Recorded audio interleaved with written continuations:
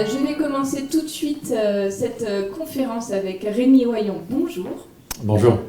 Alors effectivement, il faut réussir à inventer le modèle de demain, à être cohérent dans son positionnement, à être singulier également dans cet environnement concurrentiel. Mais ça, c'est ce que nous verrons, si vous le souhaitez, dans une seconde partie. Moi, ma première question aujourd'hui, c'est sur le T4, le dernier trimestre. Comment peut-on faire pour renouer avec la croissance, avec ses consommateurs, Rémi Oyon? Oui, effectivement. Au départ, on était parti uniquement sur un programme en se disant comment on imagine demain. Et puis en même temps, on voit qu'on a un dernier trimestre qui est de nouveau complètement bousculé par des décisions qui sont prises, on le disait à l'instant, sur Marseille et Aix-en-Provence. Et depuis la fin du confinement, j'ai eu l'occasion de rencontrer peut-être une centaine de professionnels et mon idée était de vous faire une idée de reflet de ce que j'avais ressenti dans les entreprises. Le premier élément, c'est que j'ai senti des entrepreneurs et des managers qui en ce moment sont fatigués. Il y a eu énormément d'énergie qui ont été faites par les entrepreneurs et managers pour avoir des prêts, des PGE, des aides, multitudes, des dossiers qui étaient à monter à distance, qui n'étaient pas évidents. C'est même incroyable, j'avais des entrepreneurs qui me disaient « mais j'en sais même plus que le banquier ». On était arrivé à un stade qui était assez incroyable sur l'organisation. Et puis à la réouverture des établissements, on a eu une consommation presque d'euphorie. C'est-à-dire qu'on ne s'attendait pas à ça. Certains me confiaient en me disant on a eu du mal à remettre les équipes en route. Les 15 premiers jours, il fallait rapprendre les basiques, arriver à remettre en place les entreprises. Et au final, on est rentré dans une telle activité d'euphorie où les consommateurs, en réalité, ont dépensé pour compenser.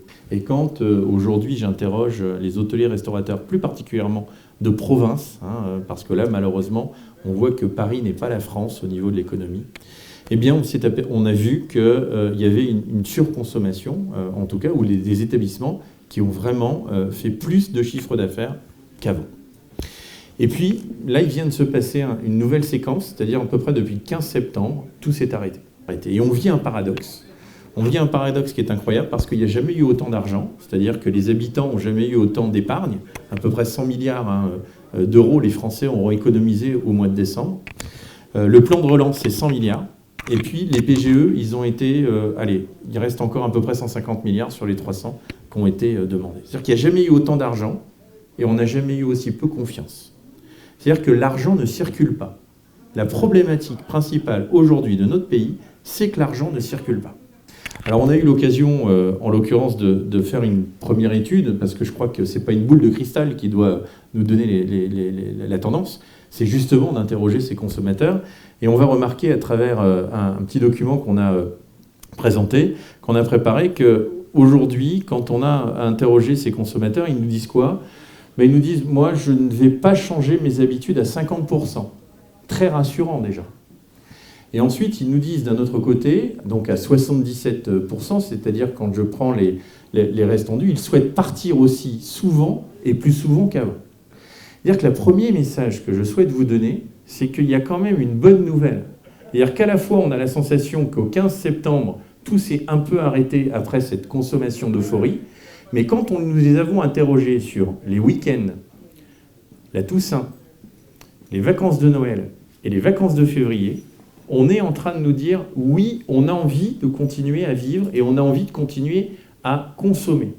On a continué à interroger ces consommateurs et on s'est aperçu dans le deuxième slide que je vais vous présenter qu'en réalité, parmi ces consommateurs, 52,72% nous disent « nous, on est interrogés, on est très intéressés par d'avoir des offres promotionnelles ou des offres de dernière minute ou des offres de vente privée ». C'est-à-dire que quand on rentre dans le détail des consommateurs, ils ne sont pas en train de nous dire « je vais réserver ma chambre toute seule », voire même réserver que mon repas. Non, le repas, ils veulent avoir le menu, le vin, tout compris dedans, jusqu'à l'eau et le café. Et là, ils réservent par le canal du digital ou en même titre.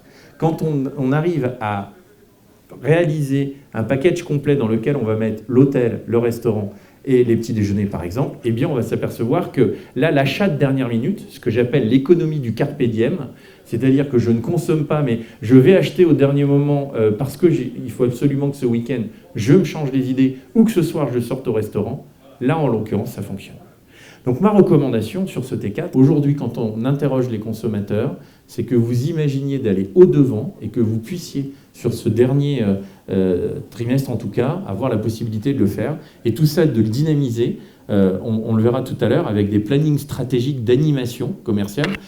Donc, mon premier message, c'est de vous dire, ce dernier trimestre, on va quand même le mettre sous la dynamique de l'ANIAC, on va quand même trouver des solutions. Et la petite astuce, c'est n'attendez pas que le canal de réservation naturel se remplisse. Créer des offres et des packages qui permettent de les promouvoir, de les animer, de les mettre en avant dans Facebook, Instagram, par emailing. Vous avez tas d'outils qui vous permettent de le faire pour conquérir le cœur des clients qui ont besoin aujourd'hui d'avoir des offres carpe diem.